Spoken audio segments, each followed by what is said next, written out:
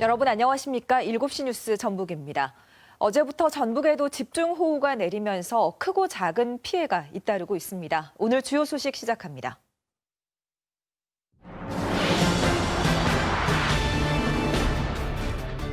어제부터 내린 비로 전북 지역 곳곳에서 호우 피해가 발생했습니다. 도로 낙석과 하천 범람, 농경지와 비닐하우스 등의 침수 피해도 잇따랐습니다. 자영업자 부담을 덜기 위해 군산시가 출시한 공공배달앱이 큰 주목을 받았습니다. 내년에는 전북 전체를 대상으로 공공배달앱이 선보일 예정입니다. 교육기관 명칭 변경 조례안이 전북도의회와 전북교육청의 소송전으로 비화했습니다. 자존심 싸움으로 결국 예산과 행정력만 낭비하게 될 상황입니다. 익산 장전마을 주민들이 집단 암 발병과 관련해 전라북도와 익산시를 상대로 170억 원의 손해배상을 청구하기로 했습니다. 오늘 섹션 뉴스에서는 이와 관련한 자세한 내용 알아봅니다. 전북에 어제부터 많은 비가 내리면서 피해가 속출했습니다. 곳곳이 물에 잠기고 도로가 주저앉기도 했는데요. 일부 지자체는 제때 대처를 하지 못하는 안일함도 보였습니다. 안승길 기자입니다. 크고 작은 바위들이 도로를 가로막았습니다. 밤새 내린 비에 절벽 일부가 쓸려내린 건데 지나던 차가 있었으면 큰 사고로 이어질 뻔했습니다. 통행은 5시간 만에 재개됐지만 보시는 것처럼 낙석 방지망이 부서져 복구까지는 2달 넘게 걸릴 것으로 보입니다. 장수의 한 도로는 빗물에 주저앉았고 진안에서는 흙과 나무가 도로로 쏟아져 4시간 넘게 복구 작업이 이어졌습니다. 도로 곳곳에 커다란 웅덩이가 생겼습니다. 쏟아지는 빗줄기에 집안이 무너지면서 만들어진 이른바 포트홀입니다. 무심코 밟고 지난 차들이 잇따라 부서져 도로 한쪽에 줄지어 서 있습니다. 인지를 못하고 지나쳤는데 이제 타이어가 터져서 옆으로 갓길로 세워둔 상태고 갑자기 웅덩이가 나와서 굉장히 저는 심적으로 놀란 상태였고 이게 이제 관리가 잘 이루어지지 않는 것 같아서 한창 모가 자라야 할 논이 온통 흙탕물에 잠겼습니다. 농민은 순식간에 차오른 물에 벼가 썩지 않을지 걱정이 이만저만이 아닙니다. 완전 침수된 논은 좀 이제 수확에 좀 지장이 있고 농사하는 사람들은 그걸로 생계를 유지하기 때문에 해년마다 갈 때마다 이렇게 막 침수되고 하면 속상하고 안 좋죠. 물이 차오른 다리 아랫길에 진입한 승용차 한 대. 차가 물에 잠기자 황급히 속도를 줄입니다. 뒤이어 들어섰다가 되돌아 나가는 차량들. 제때 도로를 통제하지 않아 빚어진 일입니다. 김제에서는 굴다리를 지나던 승용차가 빗물에 고립돼 소방대원들에게 구조되기도 했습니다. 전북 소방에 접수된 비 피해 신고는 40여 건. 상가와 축사가 물에 잠기고 축대가 무너지기도 했습니다.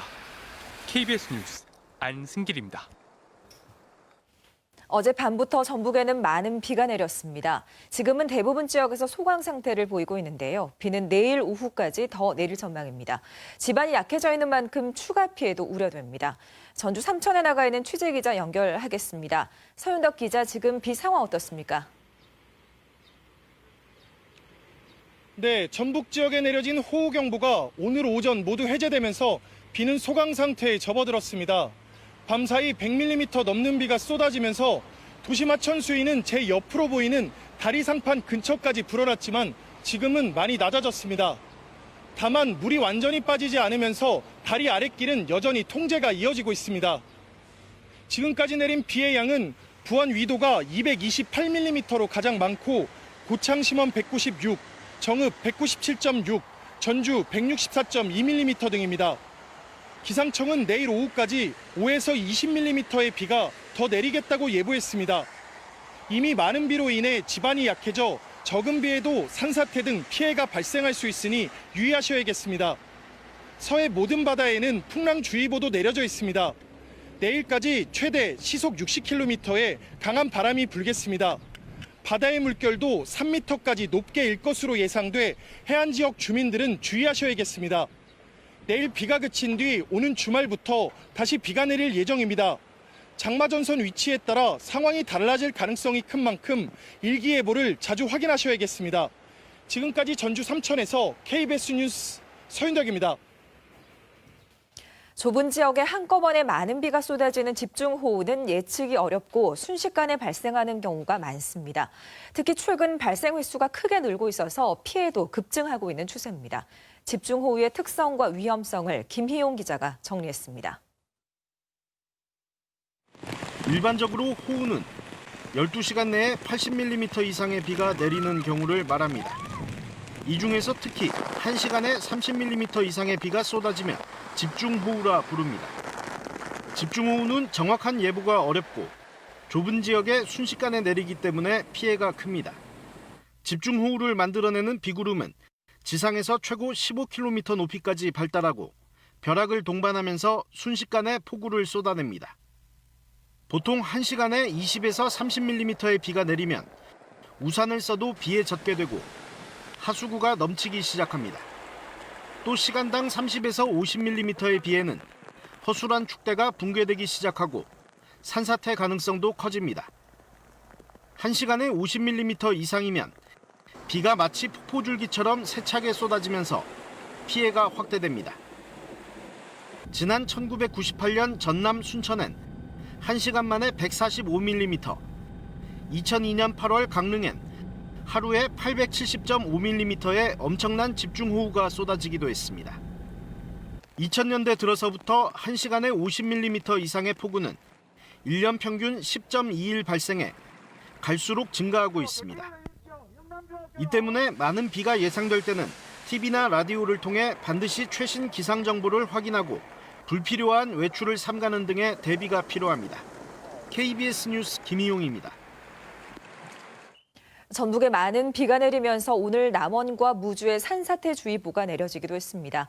예기치 못한 상태에서 순식간에 발생하는 산사태, 어떤 곳에서 잘 발생하고 또 어떻게 대응하는 것이 좋은지 최영윤 기자가 전해드립니다.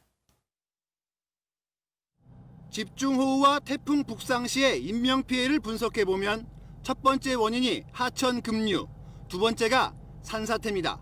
특히 지난 2011년엔 서울 우면산 산사태와 춘천 산사태 등으로 43명이 목숨을 잃었고 피해 복구 비용은 1,500억 원이 들었습니다. 2000년 이후 피해 면적은 해마다 평균 9.8제곱킬로미터에 달해 1980년대보다 4배 이상 증가했습니다. 산사태는 하루 200mm 이상의 비가 내리거나 시간당 30mm 이상의 집중호우가 계속될 때 일어나기 쉽습니다. 골짜기 길게 형성된 곳, 특히 지면에서 기울기가 30도가량 되는 사면 지역이 위험합니다. 또 화렵수림 지역보다는 뿌리가 얕은 침엽수 밀집 지역에서 산사태가 더 자주 발생합니다. 사전에 산사태 발생 징후를 찾아내기는 쉽지 않지만 경사지에서 돌이 굴러내리고 나무가 평소보다 크게 흔들리는 모습이 보이면 산사태를 의심해야 합니다.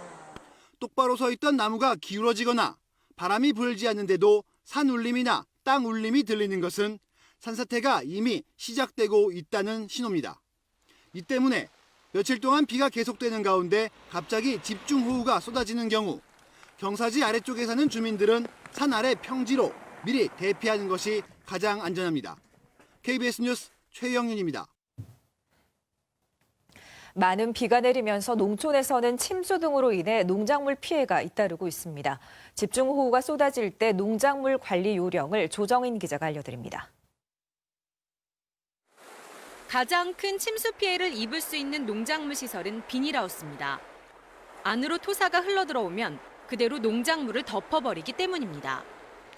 따라서 주변 배수로를 미리 점검하고 물이 차지 않도록 주의를 기울여야 합니다.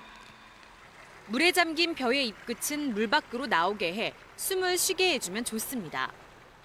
하지만 천둥번개가 칠 때는 사고 위험이 있기 때문에 눈에 나가지 말아야 합니다. 고추나 수박 등은 물과 토양을 통해 역병에 쉽게 감염될 수 있기 때문에 물을 빼는 대로 바로 방제해야 합니다. 과수원에서는 뿌리가 땅 밖으로 드러나지 않도록 비닐이나 부직포 등을 덮어둬야 유실을 막을 수 있습니다. 축산농가는 온도와 습도가 올라감에 따라 전염병이 돌 수 있기 때문에 축사 소독과 환기에 신경을 써야 합니다. 피해를 입은 농가는 농업기술센터에 연락하면 지역별 상황에 따라 병해충 방제 요령 등을 지원받을 수 있습니다. 또 비가 그친 뒤에는 열흘 안에 읍면사무소에서 피해 상황을 신고해야 합니다. 신고를 하지 않으면 최종 피해 집계에서 누락돼 새로 심을 종자나 농약 지원을 받을 수 없게 됩니다. KBS 뉴스 조정인입니다.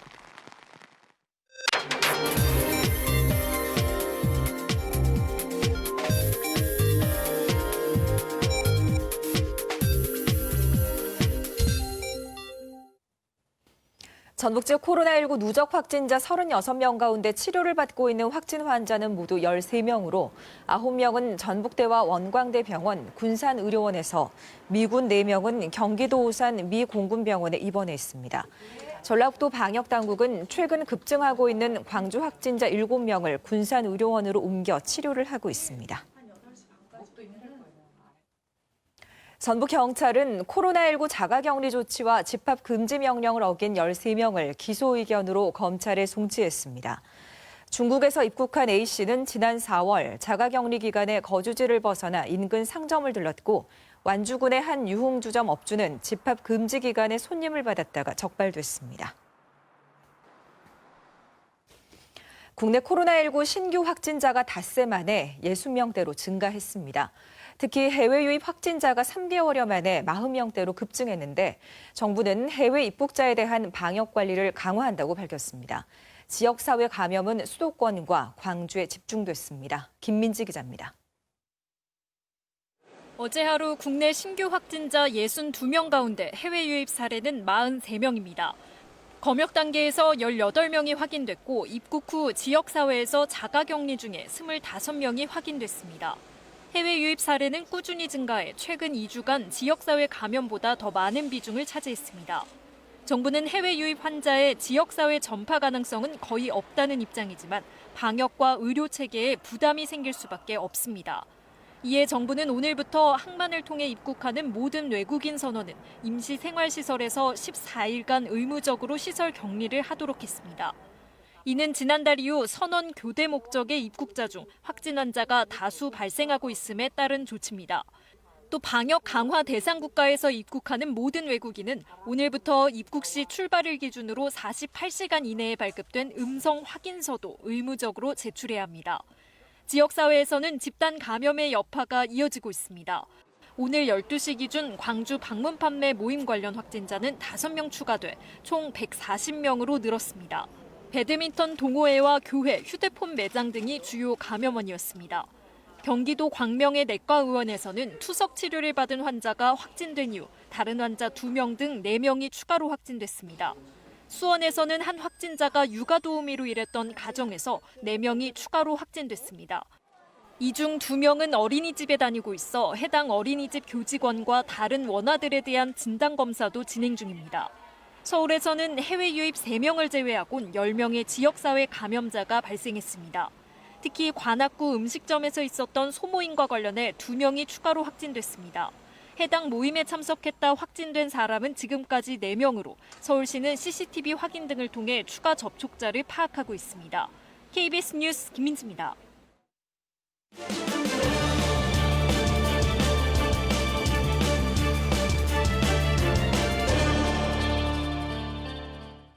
주요 소식 계속해서 전해드립니다.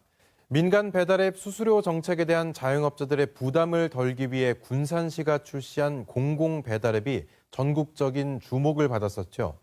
내년에는 전북 지역 전체를 대상으로 한 공공배달앱이 선보일 예정입니다. 박웅 기자가 취재했습니다. 도시락 배달 음식점을 6년째 운영하고 있는 김모 씨. 전화 대신 배달 어플리케이션으로 주문하는 손님이 늘자 3년 전 가입 매장에 등록했습니다. 매출 가운데 절반이 배달 어플리케이션 주문인데 수수료가 큰 부담으로 느껴집니다. 아무래도 이제 홍보가 되고 많이 알려지게 되면 이제 그거에 이제 비례해서 매출은 자동적으로 올라오다 보니까 아깝죠. 물론 아깝지만 저도 저로서는 어쩔 수 없이 이용을 해야 돼요. 이런 부담을 없애기 위해 석 달 전 군산시가 직접 개발한 배달앱이 소비자들의 입소문을 타고 빠르게 자리 잡았습니다. 다른 지자체도 앞다퉈 개발에 뛰어들었지만 개발 비용만 3, 4억이 들고 농촌 등 배달 수요가 적은 곳에서도 제대로 운영할 수 있을지 가늠하기 어려워 선뜻 나서지 못하고 있습니다. 초기 비용 외에도 이게 지금 운영을 할 때 매년 상당히 많은 그 운영비가 투입이 돼요. 결국 전라북도가 광역 공공배달앱 출시에 나서기로 했습니다. 빠르면 내년까지 음식 배달뿐만 아니라 숙박과 도소매 업체까지 참여할 수 있는 공간으로 만들고 사회적 기업의 운영을 맡겨 고용도 창출할 계획입니다. 배달하는 업체가 있다고 하면 또 이제 배달을 하지 않는 이제 소상공인들도 있고, 그다음에 또 전통시장, 농수산물, 숙박업체, 여러 가지 이제 소상공인 형태들이 많이 있습니다. 그래서 그런 부분까지 통합한 통합 플랫폼을 만들려고 하는 거고. 기초단체에서 광역권으로 확장하려는 공공배달앱이 소상공인의 부담을 덜어주며 안착할 수 있을지 주목됩니다. KBS 뉴스 박웅입니다. 직속기관들의 명칭 변경 조례안을 놓고 불거진 도교육청과 도의회 간 갈등이 급기야 소송으로 번졌습니다. 별다른 실효도 없이 예산과 행정력만 낭비하는 건 아닌지 걱정입니다. 이종환 기자가 보도합니다. 도의회는 지난달 도교육청 8개 직속기관의 명칭을 바꾸는 조례안을 만장일치로 재의결했습니다. 도교육청이 다시 논의를 요구했는데 끝내 받아들이지 않은 겁니다. 전북교육연수원과 전북과학교육원 등 얼핏 명칭만 보면 전라북도 소속으로 잘못 알 수도 있어 혼란스럽다는 이유에서입니다. 도의회는 자체 여론조사 결과 명칭 변경에 찬성하는 비율이 70%가 넘은 점을 근거로 들었습니다. 이에 도교육청은 기존 명칭이 어떤 불편을 주는지 등 중요한 내용이 설문에서 빠진 데다 상호 견제 범위를 벗어났다며 대법원에 조례안 무효 확인 소송을 냈습니다. 지방자치법상 지방의회는 집행기관의 고유 권한에 속하는 사항에 대하여 소극적, 사후적으로 개입할 수 있지만 사전에 적극적으로 개입하는 것은 상호 견제의 범위를 벗어나는 것으로 도의회는 이번 기회를 통해 지방의회 자치입법 권한의 한계와 범위를 확인하겠다는 입장입니다. 여론조사 결과를 저는 토대로 하고 있는 거고요. 전체 도민의 73%가 바꾸는 것이 더 이해하기 쉽고 효율성이다라고. 문제는 실효성. 법적 다툼이 장기화할 경우 양쪽 모두 행정력의 예산 부담까지 가중될 수밖에 없습니다. 해당 조례안에 손을 들어준 도의원들마저 우려의 목소리가 큽니다. 제안만 있었는데 나에게 그거 바꾸나마나 아무 관계가 없어요. 정말 고생이 마음껏 하려고 서로 이렇게 감정 싸움이 정말 커지잖아요. 이해가 듣기만 실수 없다는 그런 또. 명칭 변경을 둘러싼 마찰이 실효는 얻지 못하면서 기관 간 갈등만 키우는 건 아닌지 걱정입니다. KBS 뉴스 이종환입니다. 무소속 이용호 의원은 코로나19로 어려움을 겪고 있는 소기업과 소상공인, 영세 자영업자의 납세 부담을 한시적으로 완화하고 긴급 경영 안정자금을 신속하게 지원할 수 있도록 하는 내용의 일명 소상공인 살리기법 개정 법률안을 대표 발의했습니다. 간이과세 매출 기준을 1억 2천만 원으로 상향 조정하고 부가가치세 감면 대상 기준도 한시적으로 연매출 1억 2천만 원으로 현실화하는 등의 내용을 담고 있습니다. 전주시가 오늘 건설업과 제조업 분야 등 전주 지역 592개 사업장과 해고 없는 도시 3번째 협약을 맺었습니다. 협약식에는 코로나19로 12개 사업장 대표만 참석했습니다. 지난 4월 처음 협약이 체결된 전주 해고 없는 도시에는 모두 800여 개 사업장이 참여하고 있습니다. 고 박원순 서울시장의 연결식이 오늘 서울시 청사에서 엄수됐습니다. 코로나19 방역 협조를 위해 연결식은 온라인으로 생중계하고 현장엔 유족과 각계의 대표자 등 100여 명만 참석했습니다. 홍서구 기자의 보도입니다. 고 박원순 시장의 운구 행렬은 오전 7시쯤 서울대병원 장례식장에서 발인을 마치고 40여 분 뒤 서울시청에 도착했습니다. 분향소 앞에서 잠시 머문 뒤 유족이 고인의 영정을 들고 연결식장인 시청 다목적 홀로 이동했습니다. 1시간여 동안 진행된 연결식은 코로나19 방역 등의 이유로 온라인으로 진행됐습니다. 현장 참석 인원은 장례위원회 위원장단과 시도지사, 더불어민주당, 서울시 간부, 시민사회 대표자 등 100여 명으로 제한했습니다. 박 시장의 생전 활동을 담은 영상으로 시작된 연결식은 헌화와 유족의 인사순으로 진행됐습니다. 조사를 맡은 백낙천 교수는 지금은 애도의 시간이라며 한국 시민운동의 1세대였던 박 시장의 지난 날을 되짚었습니다. 참여연대가 그렇게 태어나서 오늘까지도 시민의 힘으로 유지되는 시민단체의 모범이 되었고 고 박 시장은 약 9년 재직했지만 성추행 의혹도 불거져 서울특별시 기관장으로 장례를 치르는 것은 옳지 않다는 여론도 있습니다. 반면 추모의 뜻을 전하는 시민들도 적지 않아 시청 분향소에는 2만여 명이 다녀갔고 온라인 분향소에는 100만 명 이상이 헌화했습니다. 장례위원회 측은 또 유족뿐만이 아니라 피해 호소인에 대한 비난과 압박 등 2차 피해가 없어야 한다고도 밝혔습니다. 고 박 시장은 선영이 있는 경남 창녕에 안장됩니다. KBS 뉴스 홍석우입니다. 고 박원순 서울시장을 성추행 혐의로 고소한 여성이 오늘 오후 입장을 밝혔습니다. 피해 여성은 힘들다고 울부짖고 싶었다며 그간의 고통을 호소했고 2차 가해 행위에 대한 추가 고소장을 경찰에 제출했다고 밝혔습니다. 보도에 송락규 기자입니다. 박원순 시장을 성추행한 혐의로 고소한 여성 측은 여성단체 등과 함께 기자회견을 열어 위력에 의한 성추행이 4년간 시장 집무실 등에서 이루어졌다고 밝혔습니다. 또 고소 여성이 부서를 옮긴 뒤에도 성추행이 계속됐고 서울시에 도움을 요청했지만 서울시가 이를 묵인했다고 비판했습니다. 특히 고소인 측은 경찰 고소와 동시에 피고소인인 박 시장에게 수사 상황이 전달됐다는 점을 지적했습니다. 그러면서 서울시장의 지위에 있는 사람에게는 본격적인 수사가 시작되기도 전에 증거인멸의 기회를 줬다며 누가 국가 시스템을 믿고 위력에 의한 성폭력 피해 사실을 고소할 수 있겠느냐고 비판했습니다. 고소인은 오늘 여성단체 측이 대독한 서신에서 자신이 겪은 고통과 박 시장에 대한 심경도 밝혔습니다. 안전한 법정에서 그분을 향해 이러지 말라고 소리 지르고 싶었습니다. 힘들다고 울부짖고 싶었습니다. 용서하고 싶었습니다.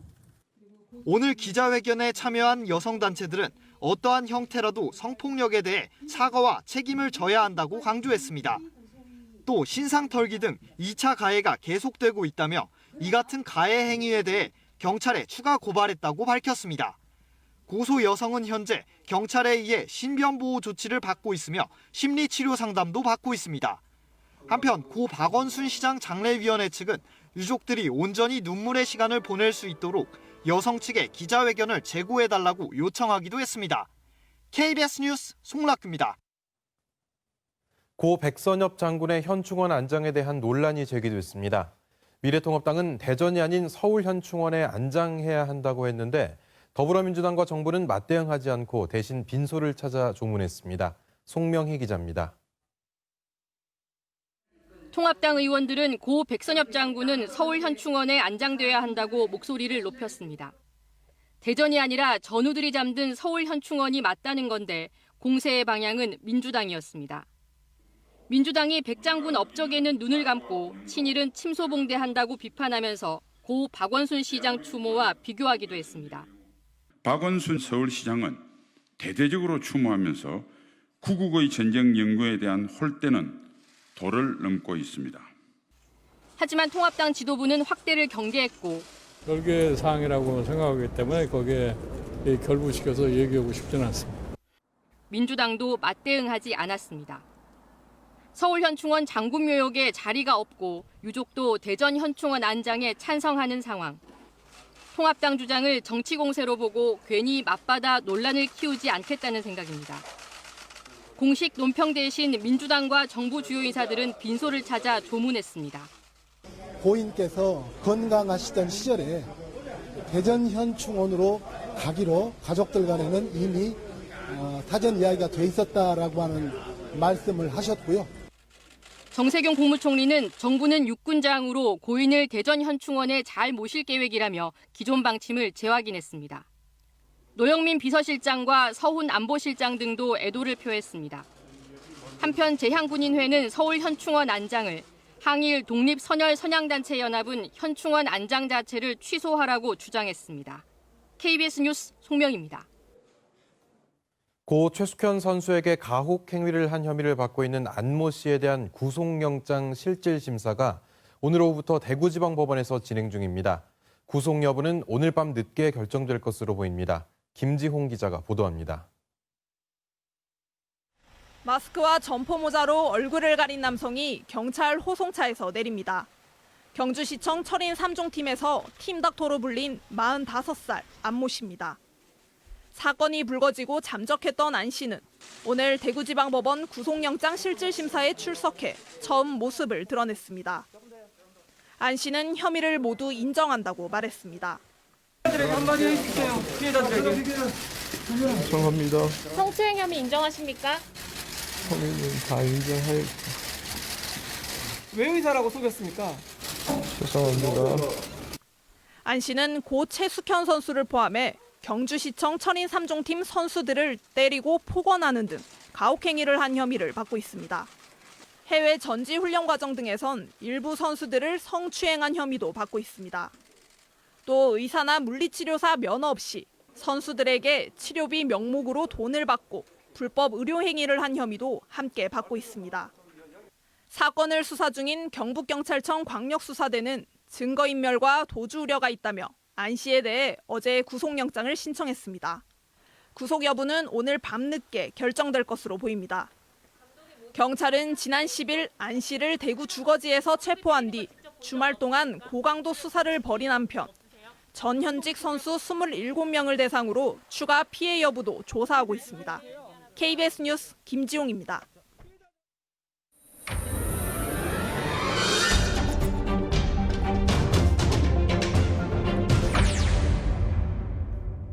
집단암에 걸린 익산 장전마을 주민들이 전라북도와 익산시를 상대로 170억 원을 배상하라며 소송에 들어갔습니다. 암 발병의 원인으로 지목된 마을 비료 공장을 제대로 관리 감독하지 않은 책임을 묻겠다는 건데요. 이수진 기자가 취재했습니다. 주민 30명이 각종 암으로 숨지거나 투병 중인 전북 익산 장전마을. 인근 비료 공장에서 담뱃잎 찌꺼기를 태울 때 나온 발암 물질이 원인이라는 환경부 역학조사 결과가 나왔습니다. 하지만 최근까지 행정당국은 주민 피해 배상에 대해선 이렇다 할 안을 내놓지 않고 있습니다. 유족과 투병 중인 주민 등 170여 명이 전라북도와 익산시를 상대로 170억 원을 지급하라며 손해배상을 청구하기로 했습니다.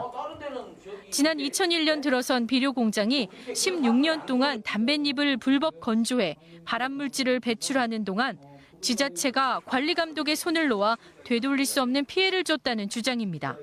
총리가 사과하면 뭐고 누가 사과하면 뭡니까? 에? 제대로 된 뭔가 그 지자체가 그 주민들이 그렇게 고통받고 힘들으면 죽어가고 있으면 이게 보살피고 자꾸 이렇게. 주민들은 우선 법원에 민사조정을 신청해 지자체가 받아들이지 않으면 소송 절차를 밟기로 했습니다. 전라북도와 익산시는 청구 금액과 대상이 포괄적이고 과도하게 설정된 측면이 있다며 법률 자문을 받아 소송에 대비하겠다는 입장입니다. 정확하게 지금 뭐 사망자, 암환자, 뭐 실거주자 해가지고 유자료를 따로따로 말씀하시는 것 같은데 그거는 별도로 저희가 받아보고. 익산 장전마을 집단 암 발병은 정부가 역학 조사를 벌여 환경오염 피해를 인정한 첫 사례입니다. 지자체의 관리 책임을 묻는 주민들의 배상 요구에 법원이 어떤 판단을 내릴지 주목됩니다. KBS 뉴스 이수진입니다.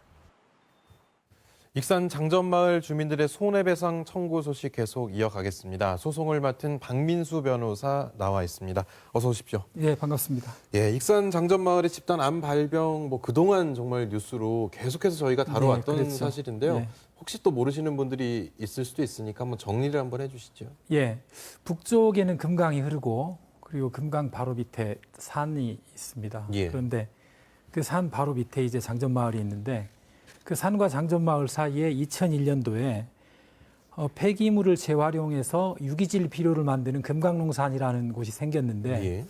그 금강농산에서 법에 위배되는 재료를 가지고 유기질 비료를 만들면서 300도 넘는 고열에 건조를 했습니다. 그런데 그 건조하는 과정에서 아주 독성이 큰 발암물질이 유출이 됐고 그 공식적으로 등록된 양만 약 한 2,300톤 정도 그렇게 꾸준히 그 배출이 돼서 근 15명 정도의 그 마을 주민들이 암으로 돌아가셨고 현재 투병하고 계시는 분도 한 30-40명 정도 됩니다. 그런 상황입니다.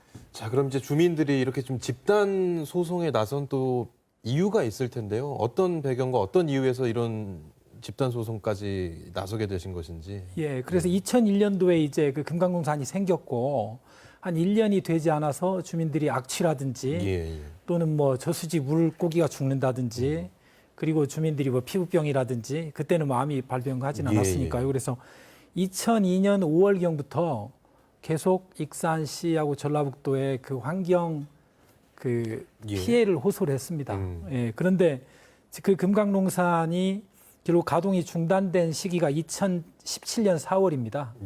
4월 그 중단될 때까지 적극적으로 그 피해의 차단이나 또는 주민들이 요구하는 그 환경오염의 실태를 적극적으로 조사하지 않아서 그 피해를 계속적으로 야기를 방치해 온 거죠. 예, 그런데 그 방치해 오다가 이낙연 총리가 방문해서 사과를 했고, 그리고 송하진 지사도 방문해서 사과를 하고 원상복구하겠다라는 약속을 했는데 그 이후에도 실질적으로 실효성 있는 대책을 강구되지 않아서 지금 현재 우리 주민 여러분과 같이 합의를 해서 소송 절차의 전 단계인 조정을 하게 된 것입니다. 그래서 이제 정부가 역학조사를 통해서 이제 환경오염이 맞다, 피해에 대해서 인정을 했는데 이게 이제 국가배상이라든지 이런 것도 좀 생각을 하실 법도 한데 청구 대상에서는 이제 국가가 좀 빠져 있고 이번엔 전라북도와 익산시에 대해서 소송을 좀 제기를 하셨어요. 이렇게 두 곳으로 한정지은 이유가 따로 있을까요? 예, 일단 환경오염에 의한 피해가 발생을 하면 제1차적인 책임자는 환경오염을 야기시킨 원인자입니다. 예, 원인자는 이제 금강농산이겠죠. 그리고 그 다음에는 환경오염이 발생했을 때 그것을 알고 있는 자, 알고 있는 그 지자체를 의미하는 거죠. 예. 지자체가 환경오염을 차단할 수 있는 실효성 있는 조치를 좀 해야 되는데. 조치를 해야 되는데 조치를 하지 않았고, 그리고 조치를 하지 않은 게 10여 년 이상을 지속되면서 그 피해를 극단적으로 확대를 시킨 거죠. 그래서 이제 행위 원인자, 그 다음에 차단해야 되는 지휘 감독자, 그런데 지휘 감독자는 차단해야 될 의무도 있지만 추가 손해를 극단적으로 확대시키지 않아야 될 의무가 있거든요. 그래서 지휘 감독의 의무하고 그리고 피해 확대를 적절한 시기에 막지 못한 그 두 가지를 원인으로 이번 청구를 하게 된 것입니다.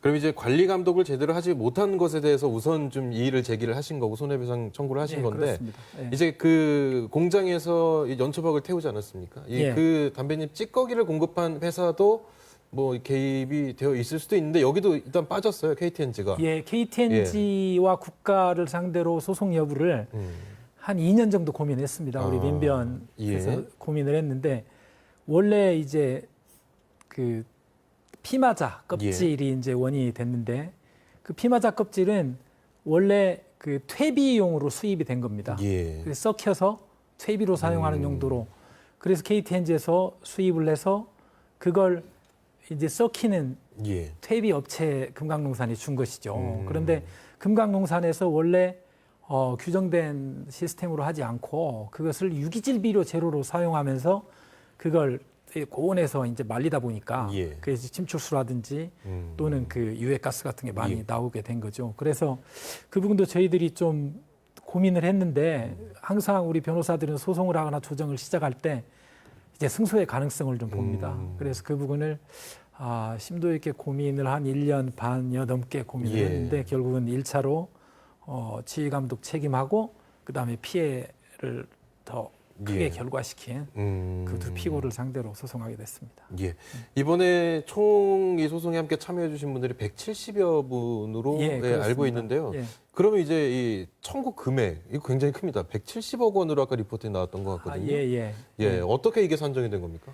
이제 돌아가신 분이 한 15분 정도 계시고 그리고 현재 암으로 투병하고 계신 분이 한 20-30명 정도 계시는데 돌아가신 분들은 이제 본인은 돌아가셨기 때문에 그 상속인들이 손해배상 청구권자가 되는 거고 그리고 이제 암으로 투병하고 계시고 그 마을에서 생활의 불편이나 오염물질로 인한 피해를 받으신 분들을 포괄적으로 정리를 해본 결과 약 170명 정도 나왔고 구체적인 금액은 이제 그 집단적 환경 오염에 따른 그 사망 결과 또는 뭐 중대한 신체적 피해를 그 결과한 분들에게 인정되는 손해배상 금액의 예들이 있습니다. 그동안 있던 판례를 좀 참고를 좀 하신 거군요. 그래서 그 예 중에 조금 그 금액 기준으로 봐서는 조금 낮추어서 금액을 산정한 것입니다. 그럼 이제 이게 앞으로 배상 가능성은 어떨지 짧게 한번 이렇게 예상을 해보신다면 어떻게 보십니까? 예, 그게 두 가지 단계입니다. 결국 이제 책임이 있느냐 부분하고 그다음에 책임이 있을 때 그 어느 정도 인정되느냐 문제인데 예. 그 환경관리공단에서 역학조사한 결과로는 인과관계가 있다라고 났기 때문에 책임의 원인에 대해서는 크게 걱정하지는 않고 있는데 구체적으로 위자료 손해배상 금액을 어느 정도 인정해야 되느냐가 핵심이 될 것 같습니다. 예. 그래서 일단은 일반적인 소송보다는 그렇게 어렵지는 않다라는 전망을 가지고 있습니다. 예, 알겠습니다. 앞으로도 저희도 후속 취재 함께 하도록 하겠습니다. 오늘 말씀 고맙습니다. 예, 감사합니다.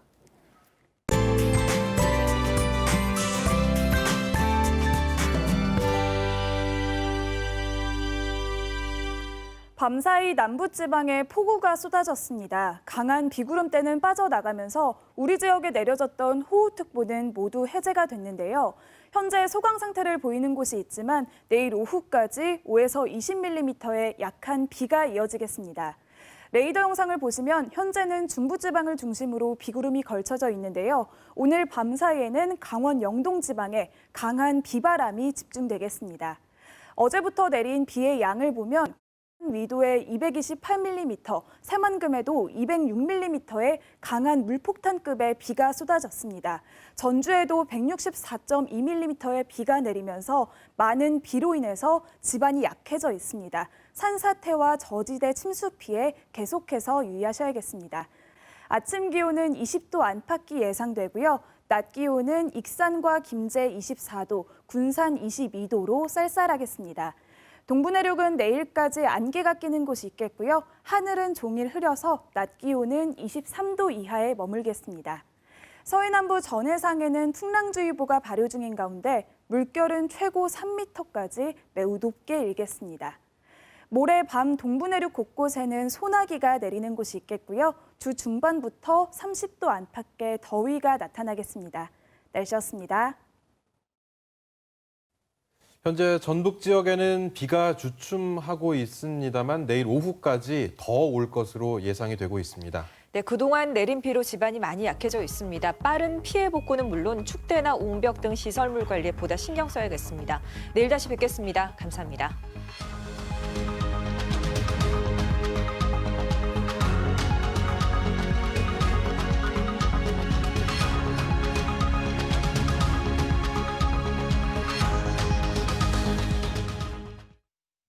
대피 장소와 비상 연락 방법을 미리 알아둡니다. 응급약품, 손전등, 식수, 비상식량 등을 미리 준비하고 대피 전엔 수도와 가스밸브를 잠그고 전기